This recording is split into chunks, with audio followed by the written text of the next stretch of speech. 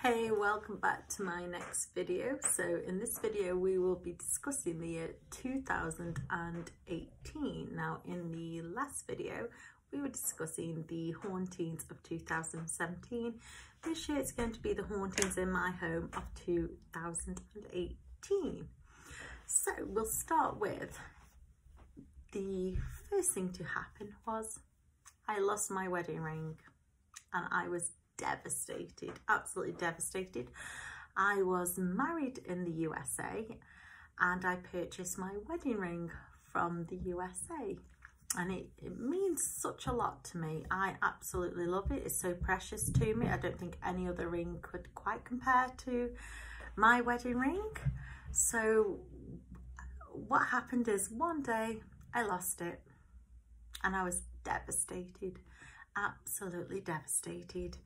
Now I'd taken off to have a bath and I couldn't find it anywhere, and I was really upset, and I literally turned the house upside down, literally turned it upside down. I didn't leave a stone unturned trying to find my wedding ring. Unfortunately, I didn't find my wedding ring.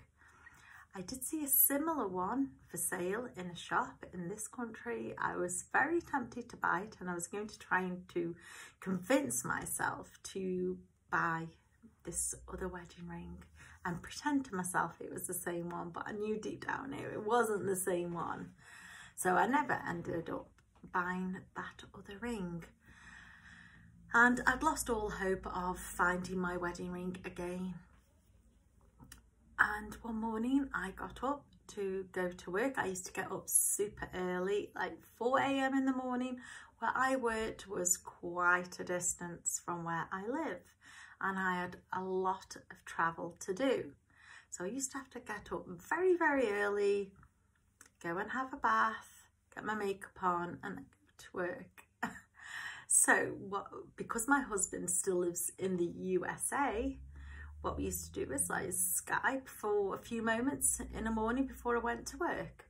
So I'd woken up, we'd spoken on Skype, and I was sitting on the sofa speaking to him. Then I went upstairs to have my bath and put my makeup on, brush my hair. And when I come back down, just to spend a further 10 minutes with him and have a cup of tea before I went to work, sitting next to me was my wedding ring. It was just placed on the sofa cushion, just there. Now, how long it had been there, because it wasn't there the night before, and it wasn't there before I went to the bath. I'd sat on the sofa that very morning and it wasn't there, but when I come back down it was there, and I was elated. I was so pleased that my wedding ring had turned up. I didn't care who'd had it or who'd put it back. It was just the fact that it had been returned. So I'm keep my eye on it a little bit more now. If I have to take it off to have a bath or wash my hair or do anything else that I don't want my wedding ring to get damaged, I just really make sure that it's there, that somebody else knows that I've put it in this spot, and that I can easily go back to, which I have. It's never gone missing since. But a lot of things in 2018, it became a very regular occurrence of things going missing, things getting lost forever, or just things being misplaced, only to turn up somewhere like really strange, like, you know, car keys in the fridge. So that's not happened to us, but it's along similar lines of that happening. And another thing that kept happening in 2018 was, again, I was getting up super early to go to work, and then there was this spate of the calendar falling at 4:10 every morning. Now, the first time it happens, yeah, it makes you jump, and the second time it happens, you're thinking, coincidence? But you know, when it keeps happening at the same time every morning, you stop thinking it's a coincidence. Now, the calendar was kept in the kitchen. It was hung on a nail in the kitchen, and every time that I'd speak to my husband on Skype in the living room and then walk up the stairs to go and have a bath. I'd hear this paper dropping, and it was happening quite regularly. Or say if I'd gone upstairs before that time of 4:10, and yeah, I'd be standing on the landing and then I'd hear it drop and I'd know what it was. It got so bad. It got so bad that I then became very frightened of being awake at that time, 4:10, 4 o'clock in the morning, because of this calendar falling. And so I used to wake my mum up and my mum had to be awake until I drove off to work, even though my husband was on Skype on the laptop. But these were like dark nights, and the nights had drawn in. It was like later on in the year, and I was so afraid of something being in the house, me seeing something. And I used to like look like at the top of the stairs to looking down just to see if that man had popped his head around. He never did to me. So far, touch wood, he has not done that. But all things were running through my mind. So what happened is, in the end, this calendar just kept falling so much that we just decided, right, it's not going on the wall again, and it never did. And there was only a few weeks left of that year, but we decided, hey, you know, we're defeated in this, we're going to take it off the wall, and then it can't drop. You know, it's easily sorted. And it's a bit like with the kettle switching on and off, which I explained in a previous video, that in the end we just unplug it. Once we've used the kettle, once we've boiled the kettle, we unplug it. It's a little bit more difficult for the haunting to replug it back in. So we kind of deal with these things, like speaking with a naughty child and like, no, you're not doing that, and if you keep messing with it, you're right, I'm taking it away altogether. And this is how you have to like treat our ghosts. So the calendar has not fallen since. We have had other calendars in 2019, 2020, and obviously this year, 2021, and so far none of those have fallen, but none of them are kept in the same place as the other one either. So is it a haunting? Is it not? We don't know. Anyway, in 2018 comes one of the biggest sightings in our home. Now, this was not from a family member. It was from my daughter's friend's daughter, her 5-year-old daughter.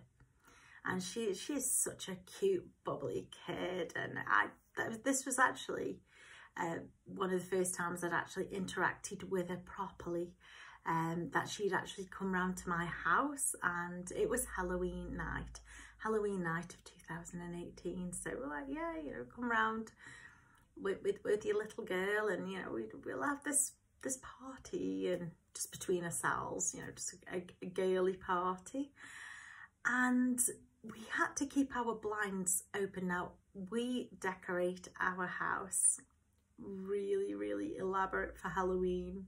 We've collected Halloween decorations indoor and out for many years. I'd say going on for about 30 years. All in all, there was something that we'd buy every year, or something that somebody would give to us. So we'd all pool it in, and our house is now known locally as the Halloween house. Now, if anyone's like watching this, they'll know.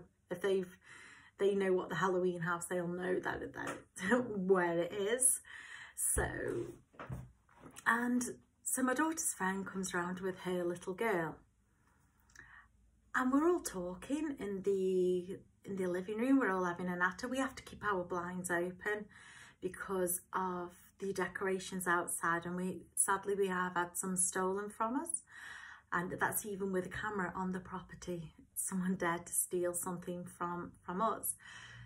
But we keep the blinds open just as a deterrent, and we're all talking, and every time the security light comes on, we know somebody's walking down the driveway, and then somebody will go to the porch and do the trick-or-treat thing. So where the settee's positioned, you can see right out the living room window. and we're all talking, me, my daughters and my daughter's friend, and then a little girl starts tapping a mum on the shoulders, like, who's that out there? And she's pointing outside of the living room window. Outside our living room window, we've got like a pathway just for our property only, but there's like a piece of concrete you can walk, so the lawn doesn't go right up to the window. There is like a concrete pathway, and she's like, who's that there? Who's that there? And we look out. The security light hasn't come on. The camera hasn't sounded, so we know. And the gate is still closed. So we're ignoring my daughter's friend's little girl. We're just carrying on, but she's keeping on. She's like, no, who's that? And so we're still trying to ignore her, and then she does it again, and she's trying to then get all of our attention. Who's that there? Who's that there? And she's asking all of us. So in the end, her mum's like, she was like, will you be quiet? We're trying to talk. What? There's nobody there. Nobody's there. And so she looks, and we're all looking out the window, and none of us can see what she's seen. But then, even though she's only 5 years old, she must notice the looks on our faces. And then she realises something is wrong. So we say to her, well, what are you seeing? But she goes quite introverted. She says, there's a little girl outside of the window. And she's wondering why we're ignoring this little girl and not helping this little girl. But we can't see any little girls standing outside of the living room window. So her face is just dropping, and then she's a very, very loud, bubbly child. She's one of those kids you couldn't help but love, because she's adorable. She is so sweet. But then she gets very, very introverted, and you can tell she's almost shaking, and her head's going down, and she doesn't want, she knows that we can't see it, so then she knows there's something very, very wrong. She's seen a little girl outside the window, but we're not seeing a little girl. Even at 5 years old, you know, something's wrong.